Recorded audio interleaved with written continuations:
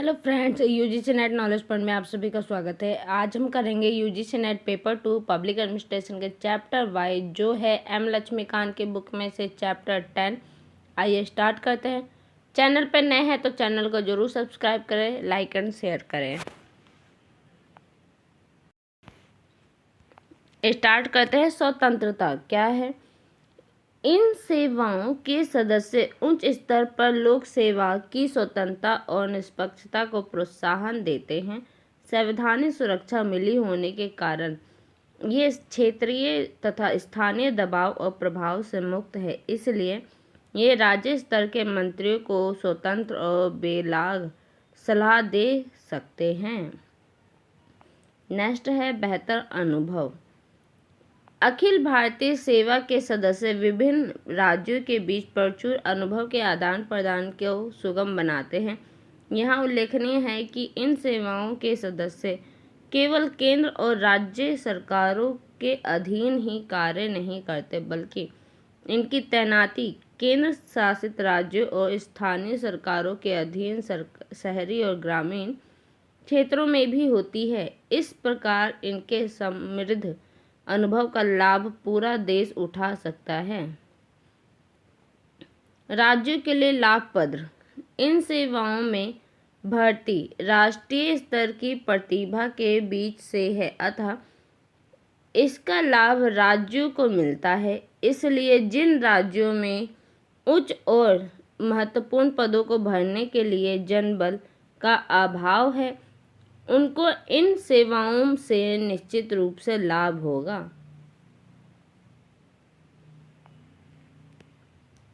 निरंतरता। इन सेवाओं के सदस्य ब्रिटिश शासन के दौरान विकसित पुरानी प्रशासनिक व्यवस्थाओं को कायम रखे हैं। ब्रिटिश शासन के दौरान इन सेवाओं के सदस्य प्रशासनिक पदानुक्रम का उच्चतम स्तर गठन करते थे। अखिल भारतीय स्तर की एकमात्र बहुउद्देशीय सेवा आईएएस, जिसने पूर्ववर्ती आईसीएस का स्थान लिया है, जिसे सार्वजनिक सेवा कहा जाता है। क्या कहा जाता है? स्वर्गजनित सेवा। अखिल भारतीय सेवा के बारे में कुछ विशेषज्ञों और आयोगों के मत के अनुसार B.R. अम्बेडकर जी क्या कहते हैं? डॉक्टर अम्बेडकर जी कहते हैं कि संघीय प्रणाली के सदस्य सभी देशों में संघीय लोक सर्विस और राज्य लोक सेवा है। भारतीय संघ में जहां द्वैत शासन प्रणाली है, यानी दोहरी शासन प्रणाली है, वह अपवाद स्वरूप की होगी। यह स्वीकार करना या किया जाता है कि प्रत्येक देश के प्रशासनिक ढांचे के कुछ पद ऐसे होते हैं जिन्हें प्रशासन का स्तर बनाए रखने की दृष्टि से महत्वपूर्ण माना जाता है। प्रशासन का स्तर इन महत्वपूर्ण पदों पर नियुक्त लोक सेवकों की योग्यता पर निर्भर करता है। संविधान में यह प्रावधान है कि राज्यों को अपनी लोक सेवाओं के गठन के अधिकार से वंचित किए बगैर अखिल भारतीय सेवा संवर्ग का गठन भी होगा, जिसका वेतन एक समान होगा और जिसके सदस्यों को पूरे देश में महत्वपूर्ण पदों पर तैनात किया जाएगा। सरदार पटेल कहते हैं, मैं आपको आश्वस्त करना चाहता हूँ कि मैंने इस कठिन समय में उनके साथ कार्य किया है। मैं पूरी जिम्मेदारी की भावना से कह सकता हूँ कि राष्ट्रभक्ति, निष्ठा, ईमानदारी और योग्यता की दृष्टि से उनका, यानी कि अखिल भारतीय सेवा के सदस्यों का स्थान कोई नहीं ले सकता है। मैं इस सदन की कार्यवाही में यह तथ्य शामिल करना चाहता हूँ कि यदि इस सेवा के सदस्यों में विगत 2 या 3 वर्षों के देशभक्ति और निष्ठा की भावना से कार्य न किया होता तो देश विखंडित हो जाता। पटेल को अखिल भारतीय सेवाओं का जनक ठीक ही माना गया है। क्या माना है? अखिल भारतीय सेवाओं का जनक किसे? सरदार पटेल को। राज्य पुनर्गठन आयोग कब हुआ था? 1955 में। अखिल भारतीय सेवा के सदस्य के गठन का कारण व्यक्तिगत तौर पर या सामूहिक तौर पर वे अधिकारी हैं जिस पर प्रशासन की जिम्मेदारी का भार होगा तथा जो अखिल भारतीय और व्यापक दृष्टिकोण को बढ़ावा दे सकेगा। यहाँ उल्लेखनीय है कि इस आयोग ने अखिल भारतीय स्तर की 3 और सेवाओं भारतीय वन सेवा, भारतीय इंजीनियरिंग सेवा, भारतीय चिकित्सा सेवा एवं स्वास्थ्य सेवा के गठन की सिफारिश की थी। प्राक्कलन समिति 1966 अखिल भारतीय स्तर की इन सेवाओं का गठन कल्याणकारी राज्य की विधि एवं बढ़ती जिम्मेदारी को पूरा करने की दृष्टि से सर्वाधिक महत्वपूर्ण है। इन सेवाओं की संरचना भारत की एकता की सूचक है और एक राष्ट्रीय दृष्टिकोण तथा प्रशासन के कमावोइस एक समान मानदंडों को बढ़ावा देती है। यह ये सुनिश्चित करती है कि प्रत्येक राज्य के प्रशासन को बाहर के अधिकारियों का लाभ मिलता है जिनकी दृष्टि और दृष्टिकोण किसी संकीर्ण सीमा से बंधा नहीं। कारण यह है कि इन अधिकारियों पर प्रशासनिक नियंत्रण केवल राज्य सरकारों के अधीन है, अतः ये अधिकारी अपने उत्तरदायित्व को अनावश्यक स्थानीय प्रभाव के तनाव और दबाव में आए बगैर पूरा कर सकते हैं। प्रशासनिक सुधार आयोग से समृद्ध अध्ययन दल 1967 हमारा मत है कि अखिल भारतीय सेवा का गठन निश्चित तौर पर पूरे देश के हित में इस समय के सदस्य मजबूती प्रदान करने की दृष्टि से महत्वपूर्ण है तथा इन पर राजनीतिक तथा स्थानीय दबाव समूहों के अभाव की गुंजाइश कम है जो इस सदस्यों के लिए अपने आप में महत्वपूर्ण है। इसके अतिरिक्त हमारा यह मानना भी है कि राष्ट्रीय प्रतिभा से युक्त पूल है जिसे प्रशिक्षित और विकसित करने का कार्य समान आधार पर किया होता है। प्रशासनिक सुधार आयोग 1969 यानी 1969 अखिल भारतीय सेवा का गठन शुरू में जिस उद्देश्य से किया गया था उसकी पूर्ति के साथ साथ आज भी इस सेवा की स्थिति इतनी अच्छी है कि भविष्य के लिए भी IAS जैसी सेवा संरचना को बनाए रखने की आवश्यकता महसूस की जाती है। यहाँ ये उल्लेखनीय है कि इस आयोग ने शिक्षा, स्वास्थ्य, न्यायपालिका, जल और अन्य क्षेत्रों के लिए भी एक नई अखिल भारतीय सेवा का गठन की सिफारिश की थी।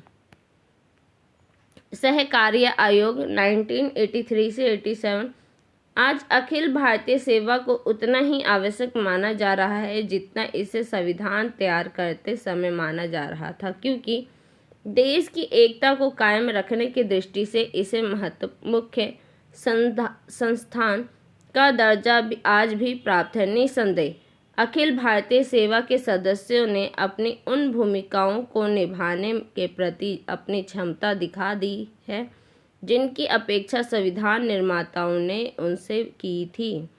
अखिल भारतीय सेवा को समाप्त करने और राज्य सरकारों को इस सेवा में दखल देने की अनुमति देने संबंधी किसी कदम को देश के व्यापक हित में नुकसानदेह और प्रतिगामी कदम माना जाएगा। अखिल भारतीय सेवा की आलोचना, सेवाओं की क्या है आलोचना।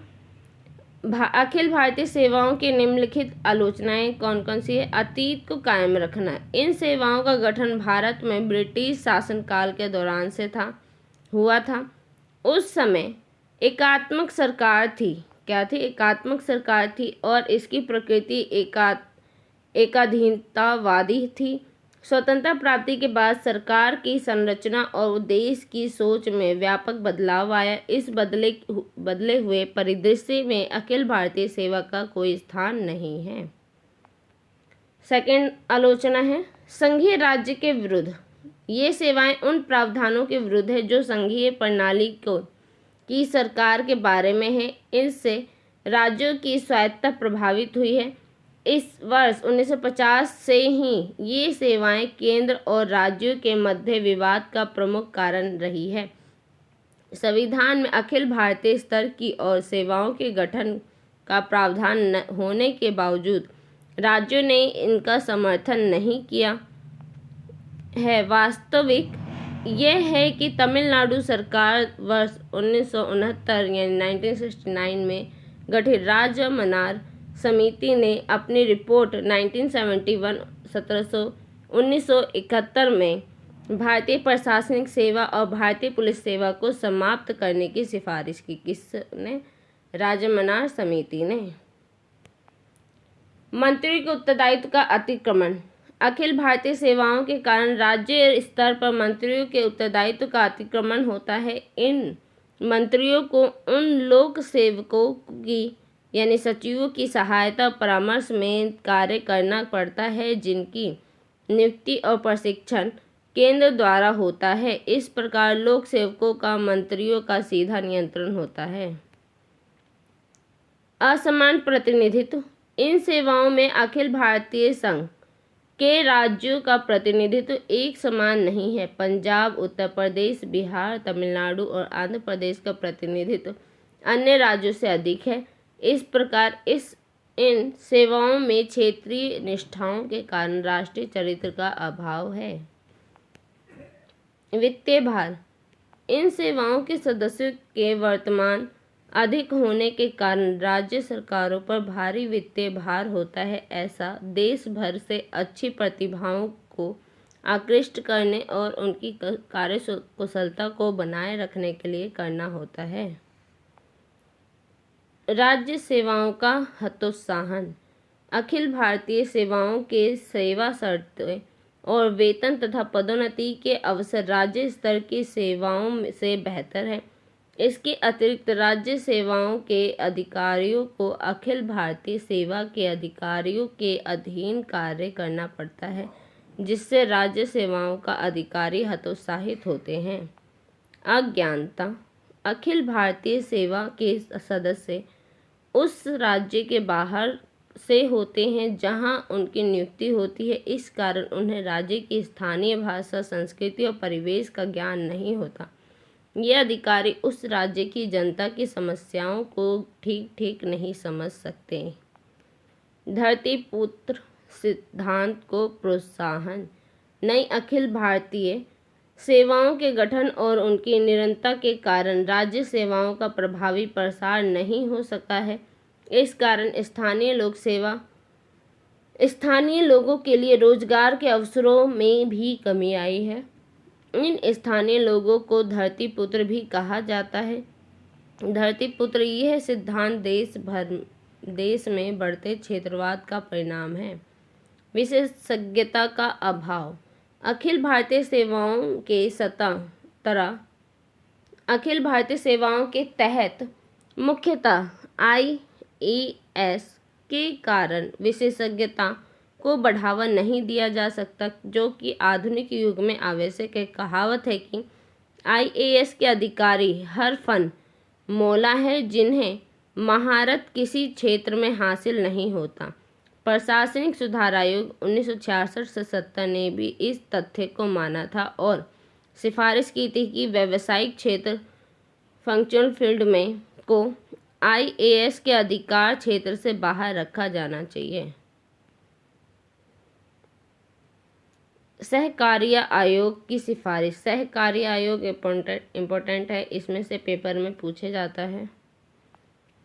प्रशासन के परिवर्तन और राष्ट्रीय एकता से जुड़ी चुनौतियों के साथ साथ राजनीतिक प्रशासनिक मामलों के संदर्भ में भारतीय सेवाओं से जुड़ी संस्थाओं का अध्ययन अंतिम बार सहकार्य आयोग सिफारिश किया गया था। केंद्र और राज्य के बीच संबंधों के अध्ययन के लिए न्यायमूर्ति रंजीत सिंह सहकारिया की अध्यक्षता में इस आयोग का गठन 1983 में किया गया था। इस आयोग के कार्यकाल को 5 बार बढ़ाया गया था।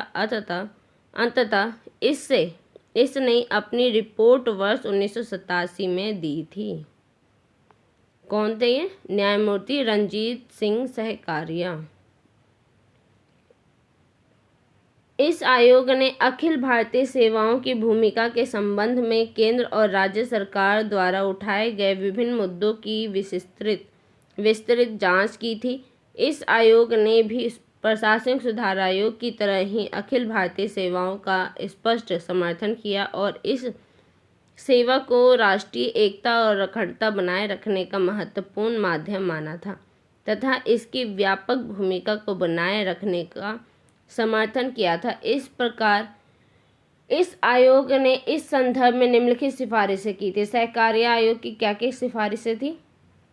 फर्स्ट पॉइंट है इसका, आयोग ने 3 नई अखिल भारतीय सेवाओं के गठन की सिफारिश की जो इस प्रकार है: भारतीय इंजीनियरिंग सेवा, भारतीय चिकित्सा एवं स्वास्थ्य सेवा और अखिल भारतीय शिक्षा सेवा। सेकंड है उद्योग, सहकारिता, कृषि आदि क्षेत्रों से संबंधित अखिल भारतीय सेवा के गठन के संबंध में आयोग ने सिफारिश की थी। पहले केंद्र और राज्यों के अधिकारियों का एक पूल गठन किया जाए और इन क्षेत्रों से संबंधित नई अखिल भारतीय सेवा का गठन किया जाए। थर्ड सिफारिश थी अखिल भारतीय सेवा के प्रबंधन से जुड़े मुद्दे पर केंद्र और राज्य के बीच नियमित परामर्श के उद्देश्य से केंद्रीय कैबिनेट सचिव की अध्यक्षता में सलाहकार परिषद गठित की जानी चाहिए। फोर्थ पॉइंट है राज्य सरकारें यदि अपनी शक्ति का प्रयोग अखिल भारतीय सेवा के सदस्य के स्थानांतरण, पदोन्नति, तैनाती और निलंबन के लिए करे तो केंद्र सरकार और द्वारा राज्य सरकारों को प्रताड़ित किया जाना चाहिए ताकि राज्य अनुशासन में रहकर कार्य करें। फिफ्थ पॉइंट है अखिल भारतीय सेवा के प्रत्येक सदस्य को कुछ समय के लिए केंद्र सरकार के अधीन भी तैनात किया जाना चाहिए। इस उद्देश्य से सीधी भर्ती द्वारा नियुक्त और पदोन्नत अधिकारियों को केंद्र में प्रतिनियुक्त किए जाने की अवधि का अलग अलग निर्धारण किया जाना चाहिए। 6 पॉइंट है अखिल भारतीय सेवा सदस्यों के चयन, प्रशिक्षण, तैनाती, पदोन्नति से जुड़ी नीतियों में सुधार लाकर इन सेवा को शीघ्रता प्रदान की जानी चाहिए। 7 है लोक प्रशासन के एक या एक से अधिक क्षेत्र में विशेषज्ञता की धारणा को बढ़ावा दिया जाना चाहिए, न कि समानतावाद पर ही कायम रहना चाहिए। संघ लोक सेवा आयोग, यूनियन पब्लिक सर्विस कमीशन, दर्जा क्या है? यूपीएससी। संघ लोक सेवा आयोग भारत की प्रमुख भर्तीकर्ता एजेंसी है। क्या है ये? एक भर्तीकर्ता एजेंसी है। यह स्वतंत्र संवैधानिक निकाय है। इसका गठन भारतीय संविधान द्वारा हुआ है।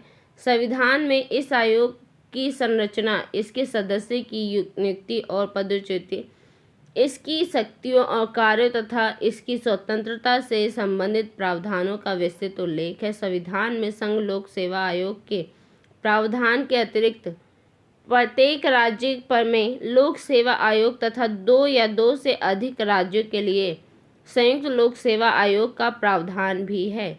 यह लोक सेवा आयोग का गठन संघ लोक सेवा आयोग की भर्ती सीधे संविधान द्वारा किया जाता है, किंतु संयुक्त राज्य लोक सेवा आयोग का गठन समृद्ध राज्यों की विधानसभाओं के अनुरोध पर संसद के अधिनियम द्वारा किया जाता है। यह लोक सेवा आयोग ही राज्य की आवश्यकता की पूर्ति कर सकता है, किंतु इसके लिए राज्य के राज्यपाल द्वारा अनुरोध किया जाना चाहिए कि राष्ट्रपति की स्वीकृति भी मिलनी जरूरी है। संघ लोक सेवा आयोग यानी कि यूपीएससी, राज्य लोक सेवा आयोग यानी एसपीएससी और संयुक्त लोक सेवा आयोग यानी जेएसपीसी के संदर्भ में संवैधानिक प्रावधान ये है। कौन कौन से प्रावधान है? अनुच्छेद 315 संघ और राज्यों के लिए लोक सेवा आयोग किसमें है? अनुच्छेद 315 में संघ और राज्यों के लिए लोक सेवा आयोग। अनुच्छेद 316 राज्य सदस्यों की नियुक्ति और कार्यकाल, इसमें क्या है? जो संघ लोक सेवा आयोग है उसके सदस्यों की नियुक्ति और उनके कार्यकाल।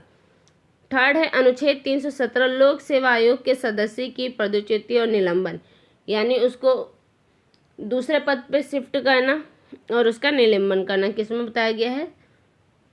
प्रमोशन करना, उसका निलंबन करना अनुच्छेद 317 में बताया गया है। फोर्थ पॉइंट, अनुच्छेद 318 आयोग के कार्मिकों और सदस्यों की सेवा शर्तों को विनियमित करने की शक्ति, बदलने की शक्ति। अनुच्छेद 19 फिफ्थ पॉइंट, आयोग के सदस्यों की कार्यकाल की समाप्ति के बाद पद पर बने रहने का निषेध। 6 पॉइंट है अनुच्छेद 320 लोक सेवा आयोग के कार्य। 7 पॉइंट है अनुच्छेद 321 लोक सेवा आयोग के कार्य क्षेत्र में विस्तार देने की शक्ति। 8 पॉइंट है अनुच्छेद 322 लोक सेवा आयोग से संबंधित व्यय। और 9 पॉइंट है अनुच्छेद 323 लोक सेवा आयोगों की रिपोर्ट। संरचना, यूपीएससी में राष्ट्रपति द्वारा नियुक्त एक अध्यक्ष और अन्य सदस्य होते हैं। संविधान में आयोग के सदस्यों की संख्या का उल्लेख नहीं है। इसका निर्धारण राष्ट्रपति के विवेक पर छोड़ दिया गया है। इसलिए आयोग की संरचना अर्थात सदस्यों की संख्या का निर्धारण राष्ट्रपति द्वारा किया जाता है। आयोग में अध्यक्ष के अतिरिक्त सामान्य 9 से 11 सदस्य होते हैं। कितने सदस्य होते हैं? 9 से 11। इसके अतिरिक्त संविधान में ये प्रावधान है कि आयोग के आधे सदस्य ऐसे व्यक्ति होंगे जिन्होंने केंद्र या राज्य सरकार के अधीन कम से कम 10 वर्ष का कार्य किया हो। आयोग की अध्यक्षता और सदस्यों की सेवा शर्तों के निर्धारण के लिए संविधान ने राष्ट्रपति को प्राधिकृत किया गया है। आयोग के अध्यक्ष और सदस्यों का कार्यकाल 6 वर्ष अर्थात 65 वर्ष की आयु पूरी करने तक लोक सेवा आयोग और संयुक्त लोक सेवा आयोग के मामले में 62 वर्ष जो भी पहले हो के लिए होगा। आयोग के अध्यक्ष और सदस्य किसी भी समय राष्ट्रपति को अपना त्यागपत्र सौंप सकते हैं। इसके अतिरिक्त संविधान में उल्लिखित प्रावधान के अनुसार राष्ट्रपति उन्हें उनके कार्यकाल की समाप्ति से पूर्व पदच्युत भी कर सकता है, यानी उसके पद से हटा भी सकता है। पदच्युत यानी रिमूवल क्या है? राष्ट्रपति निम्नलिखित परिस्थितियों में यूपीएससी के अध्यक्ष अथवा किसी भी सदस्य को उसके पद से हटा सकता है। फर्स्ट पॉइंट है उसके दिवालिया घोषित होने पर। अगर वो दिवालिया हो जाता है यानी कि कंगाल हो जाता है तब उसे उसके पद से हटाया जा सकता है। सेकंड है यदि उसने अपने कार्यकाल के दौरान अपनी ड्यूटी के अलावा कहीं और लाभ का पद धारण कर लिया हो तब उसे उसकी ड्यूटी से हटाया जा सकता है। थर्ड है यदि राष्ट्रपति ने उसकी मानसिक और शारीरिक स्थिति ठीक न होने के आधार पर उसे पद पर बने रहने के अयोग्य घोषित कर दिया हो तब उसे पद से हटाया जा सकता है। सिर्फ 3 स्थिति है जिससे उसे पद से हटाया जा सकता है। उपर्युक्त के अतिरिक्त राष्ट्रपति यूपीएससी के अध्यक्ष या किसी सदस्य को उसके कदाचार के आरोप का जांच के लिए उच्चतम न्यायालय भेजना होता है। उच्चतम न्यायालय यदि जांच के बाद आरोप को सही पाता है तब और पद से हटाए जाने के कारण को सही ठहराता है और राष्ट्रपति को ऐसा करने की सलाह देता है। राष्ट्रपति उसे अध्यक्ष या किसी सदस्य पद से हटा सकता है। संविधान में प्रावधान के अनुसार इस संदर्भ में उच्चतम न्यायालय की सलाह राष्ट्रपति को मानने को बाध्य होता है। यानी राष्ट्रपति जो उच्चतम न्यायालय है वो किसकी सलाह मान सकता है? राष्ट्रपति की। संविधान के में कदाचार शब्द की परिभाषा इस संदर्भ में उल्लेख किया गया है कि संविधान में उल्लेख कि यूपीएससी के अध्यक्ष या किसी सदस्य को कदाचार का दोषी तब करार दिया जाएगा जब वह निगमित कंपनी के सदस्य अन्य सदस्यों के साथ सम्मिलित रूप से उस करार या समझौते से होने वाले लाभ का भागीदार हो जो करार भारत सरकार या राज्य सरकार द्वारा किया गया हो। उच्चतम न्यायालय द्वारा जांच कार्य के दौरान राष्ट्रपति यूपीएससी के अध्यक्ष या सदस्य को निलंबित कर सकते हैं। स्वतंत्रता क्या है इसमें? संविधान में यूपीएससी की कार्यप्रणाली में निष्पक्षता और स्वतंत्रता सुनिश्चित करने और उनके रक्षार्थ निम्नलिखित प्रावधान किए गए हैं। फर्स्ट है यूपीएससी के अध्यक्ष या किसी सदस्य को राष्ट्रपति द्वारा ही संविधान में वर्णित आधार और ढंग से पदच्युत किया जा सकता है, इसलिए वे अपने कार्यकाल के दौरान निश्चिंत रहते हैं। सेकंड है, अध्यक्ष और सदस्य की सेवा शर्तें का निर्धारण यद्यपि राष्ट्रपति द्वारा ही होता है, नियुक्ति के बाद इन सेवा शर्तों में ऐसा कोई बदलाव नहीं हो सकता जिससे सदस्यों या अध्यक्ष को हानि होती है। थर्ड है, यूपीएससी के अध्यक्ष और सदस्यों के वेतन, भत्तों और पेंशनों सहित सभी व्ययों की प्रतिपूर्ति भारत की समेकित निधि से की जाती है। इस प्रकार यूपीएससी का संसद की अनुमति से कुछ लेना देना नहीं होता है। फोर्थ है, यूपीएससी का अध्यक्ष अपने कार्यकाल की समाप्ति पर अध्यक्ष न रहने की स्थिति में भारत सरकार या किसी राज्य में कोई पद ग्रहण नहीं कर सकता है।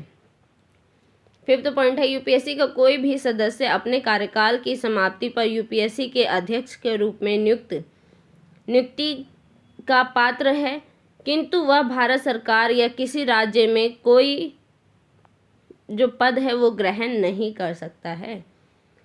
सिक्स पॉइंट है, यूपीएससी के अध्यक्ष या किसी सदस्य द्वारा प्रथम कार्यकाल पूरा कर लिए जाने पर वह उस पद पर दोबारा नियुक्ति का पात्र नहीं होगा। कार्य क्या क्या कार्य हैं उसके?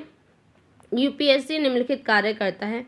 फर्स्ट है, यह अखिल भारतीय सेवाओं, केंद्र सेवाओं और केंद्र शासित राज्यों की लोक सेवाओं में नियुक्ति के लिए परीक्षाएं आयोजित करता है।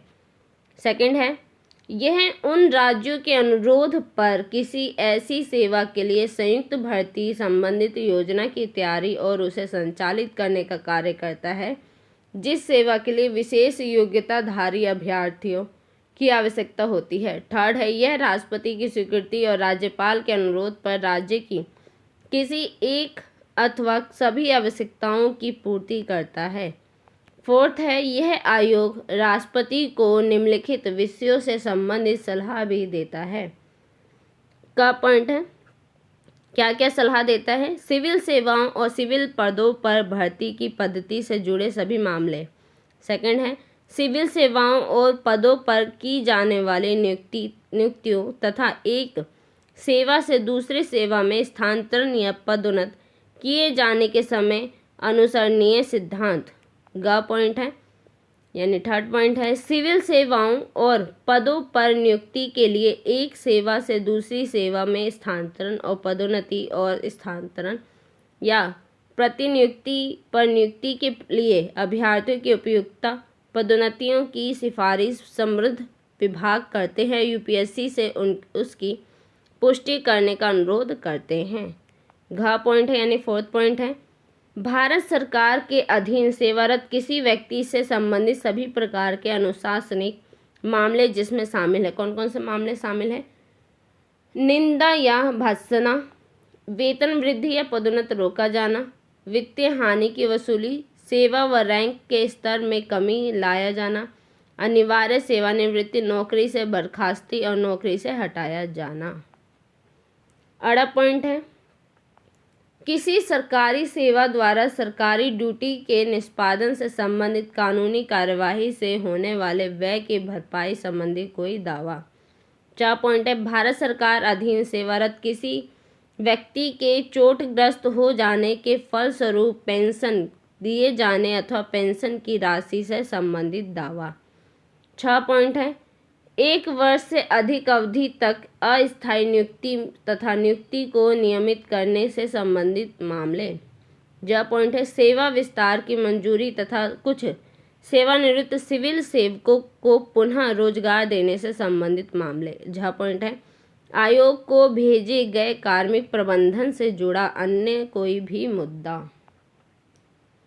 5th पॉइंट है, संघ की सेवाओं से जुड़े अन्य कार्य भी संसद द्वारा यूपीएससी को सौंपे जा सकते हैं। संसद किसी स्थानीय प्राधिकरण, नियमित निकाय या सार्वजनिक स्थान की कार्मिक प्रणाली को भी यूपीएससी के अधिकार क्षेत्र में ला सकती है। इस प्रकार संसद के अधिनियम द्वारा यूपीएससी के अधिकार क्षेत्र से विस्तार किया जा सकता है। 6 पॉइंट है, संघ की कार्यपालिका द्वारा बनाए गए नियम और विनियमों तथा जारी किए गए आदेशों के अनुसार भी यूपीएससी को अधिक शक्तियाँ और कार्य दिए जा सकते हैं। ऐसा संसद को सूचना दिए बिना किया जा सकता है। 7 पॉइंट है, यूपीएससी द्वारा परंपरागत आधार पर भी कुछ कार्य किए जा सकते हैं। उदाहरण के तौर पर यूपीएससी द्वारा सैन्य बलों में चयन के लिए वर्ष 1948 में ही लिखित परीक्षा आयोजित की जा रही है।